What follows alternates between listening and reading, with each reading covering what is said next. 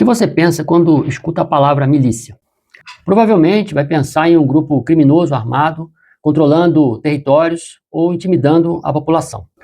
Atualmente no Brasil, essa é a compreensão mais comum. Mas a palavra milícia não nasceu desse significado. Esse termo foi utilizado para designar cidadãos organizados, treinados para participarem da defesa da sua comunidade. E essa mudança de significado ajuda a explicar o motivo pelo qual hoje existe uma perseguição aos CACs, que é a tentativa de enquadrar todo cidadão legalmente armado em uma ameaça para a sociedade, extremista ou suspeito. CAC não é miliciano, e falar em legítima defesa não é defender a violência. Este vídeo não tem o objetivo de defender grupos armados privados. Não incentivamos organizações paramilitares, tampouco legitimamos quem controla territórios, ameaça moradores ou tenta substituir o Estado pela força.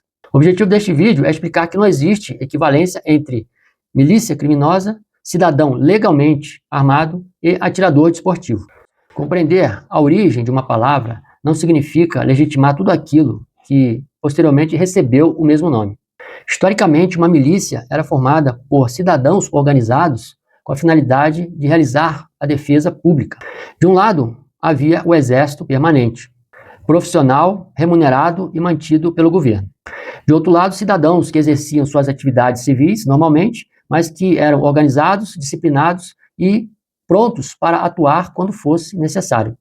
O miliciano histórico não era necessariamente um soldado profissional. Era também um cidadão que assumia um dever de defesa da sua pátria. Esse modelo apareceu de formas diferentes em várias sociedades.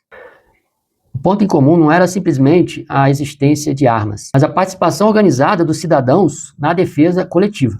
Na monarquia europeia, os exércitos permanentes eram empregados na defesa dos territórios, mas também concentravam enormes poderes nas mãos dos governantes. Ou seja, a mesma força que poderia ser utilizada contra o invasor, poderia também ser utilizada contra a própria população. Por isso que algumas repúblicas tradicionais viam no cidadão organizado como uma alternativa ao limite da concentração de força dos governantes.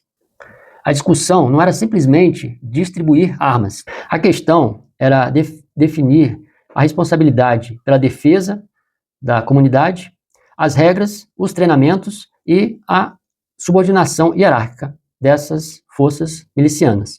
Ou seja, a milícia histórica não envolvia apenas armas, mas também disciplina, organização e responsabilidade.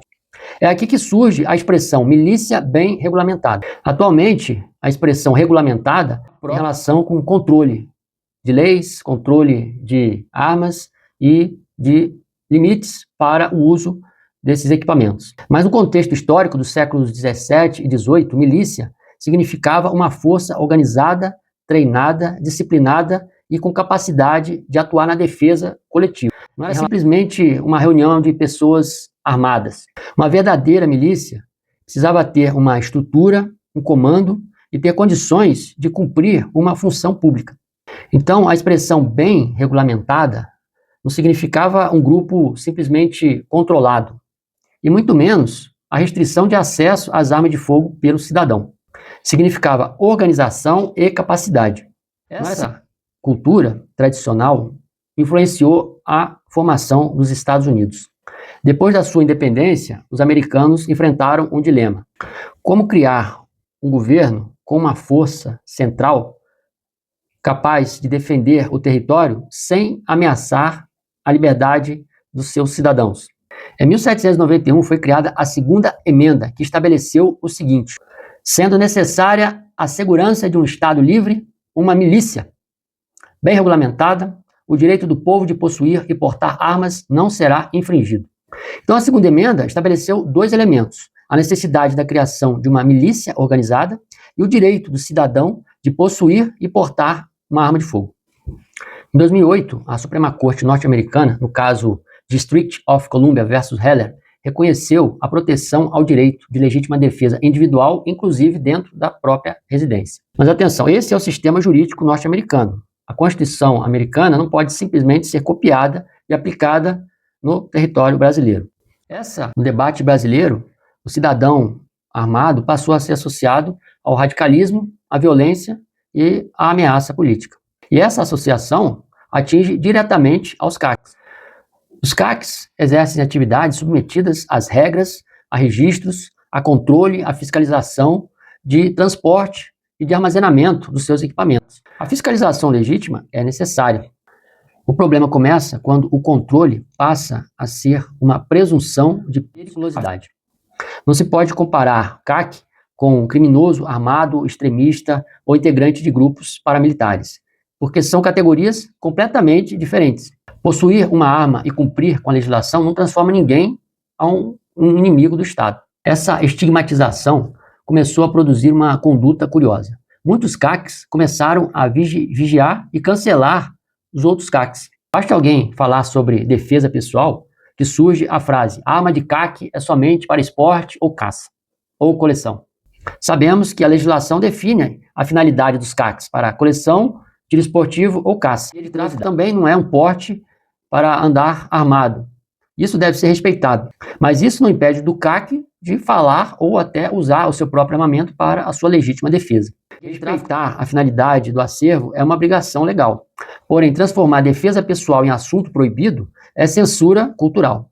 A defesa do direito, a legítima defesa, não é defender grupos paramilitares. Não significa formar patrulhas privadas, afrontar autoridades ou substituir o Estado pela força. A segurança pública é dever do Estado e responsabilidade de cada cidadão, porque nenhuma autoridade consegue estar protegendo o cidadão 24 horas por dia. E é exatamente por isso que existe a legítima defesa. Assim como a carteira de habilitação, quem possui um armamento como posse ou porte deve respeitar os limites legais para o uso do armamento. A legítima defesa, conforme previsto no artigo 25 do Código Penal, é o uso moderado de meios necessários contra uma agressão injusta, atual ou iminente. Mas também não serve como autorização para descumprimento das regras de aquisição, de transporte ou porte da arma. Responsabilidade exige compreender essa diferença. CAC não é miliciano e tampouco criminoso presumido. Assim, falar em legítima defesa não significa incentivar a violência. A arma de fogo não é brinquedo e nem a solução para todos os problemas. E por isso deve ser utilizada com consciência. A verdadeira cultura armamentista não glorifica o confronto.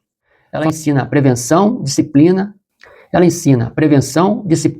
e responsabilidade. Liberdade sem responsabilidade vira imprudência. Controle sem limites vira tutela permanente.